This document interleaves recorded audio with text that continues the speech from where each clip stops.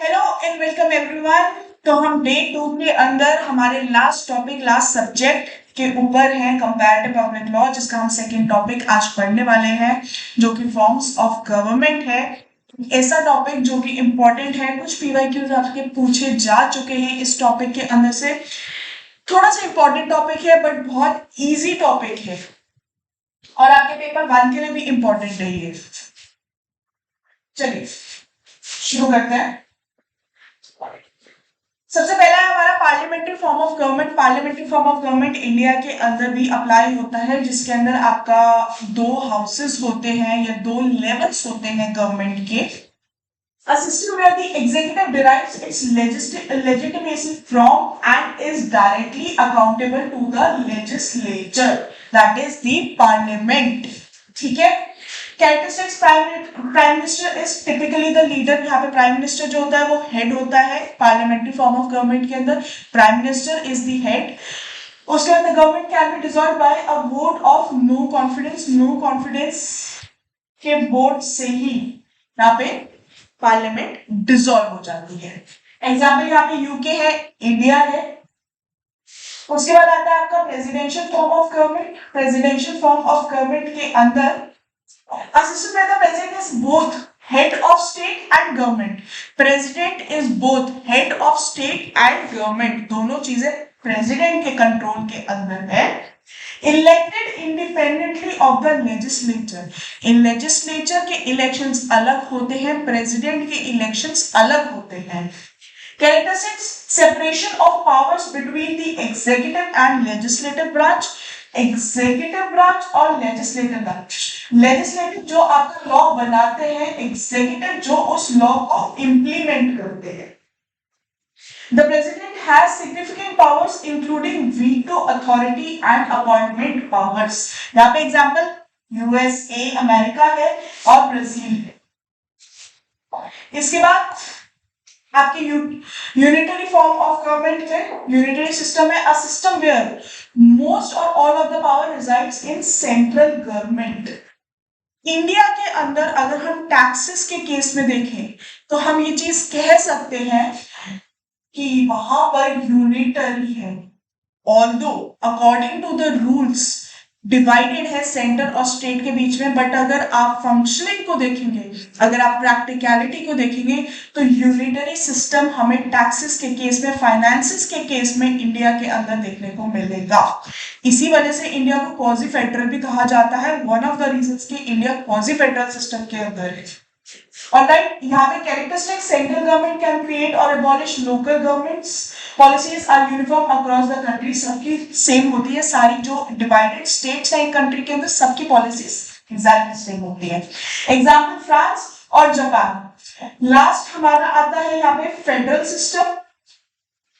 Federal system जो कि power को दो जगह डिवाइड कर देता है, जैसे सेंट्रल और स्टेट। इंडिया के अंदर फेडरल सिस्टम है, बट इंडिया की जो गवर्नमेंट है उसे क्वाजी फेडरल बोला जाता है। अब मैंने आपको समझाया कि quasi federal system main reason क्यों कहा जाता है उसे। A system divides power between the central government and regional government. यहाँ पे स्टेट गवर्नमेंट्स होती है, स्टेट्स और provinces. Characteristics, each level of government has its own constitutionally granted power.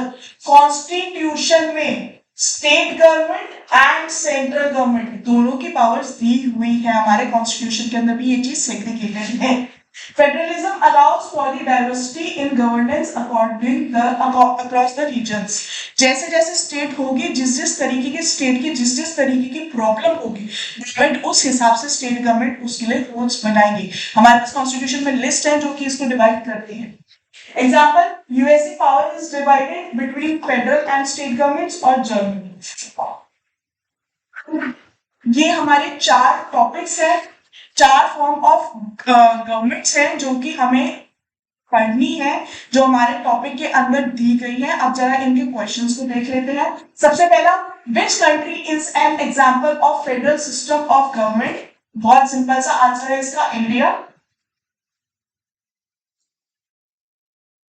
In which type of government does the executive branch derives its legitimacy from legislative branch? Legislative branch से हमें legitimacy मिलती है। Obviously presidential form of system नहीं हो सकता, this is the parliamentary system. Next, what distinguishes a totalitarian regime from an authoritarian regime?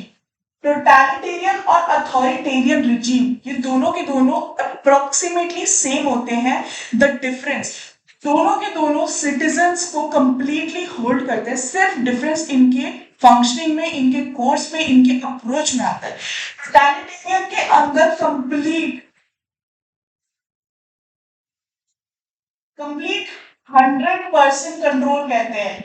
Authoritarian में थोड़ा सा स्पेस छोड़ा जाता है ऑपोजिशन के लिए और डिबेट के लिए। तो कौन से क्या डिस्टिंग्विश करते हैं टोटलिटेरियन को और अथॉरिटेरियन को? टोटलिटेरियन रिजीम्स अलाउ सब पॉलिटिकल प्लूरलिज्म, ये नहीं है, गलत है ये चीज। Authoritarian regime seeks to control all aspects of public and private, ऐसा नहीं है। Totalitarian regimes use propaganda to maintain control over every aspect of life, ये चीज बिल्कुल ठीक है। एक पर्टिकुलर रीजन लेके सिटीजन्स की पूरी लाइफ को कंप्लीटली कंट्रोल करता है totalitarian. In which form of government do citizens have direct participation in decision making? बहुत सिंपल सा क्वेश्चन है ये। डायरेक्ट डेमोक्रेसी, आप डायरेक्टली अपने लीडर्स को चूज करते हैं और उसके थ्रू आप इनडायरेक्टली डिसीजन मेकिंग के अंदर पार्टिसिपेट करते हैं। In a parliamentary system who is responsible for selecting the prime minister? Parliamentary system है तो पार्लियामेंट ही रिस्पॉन्सिबल होगा। And that is all for the forms of government. बहुत इजी सा आसान सा टॉपिक है, 2 PYQs आपसे पूछे गए हैं अब तक सिर्फ इसमें, इस टॉपिक के अंदर। बहुत डिफिकल्ट नहीं है बट हल्का सा ट्रिकी है। अगर कहीं पे नहीं पता होगा, जैसे कि अथॉरिटेरियन और टोटलिटेरियन का एक क्वेश्चन, ये आपका PYQ है। अब अगर इसकी बेसिक नॉलेज आपको नहीं होगी तो ये क्वेश्चन आप अटेम्प्ट नहीं कर पाओगे।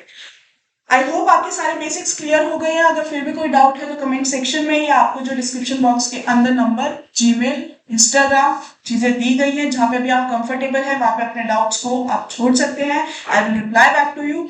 Thank you so much, have a good day.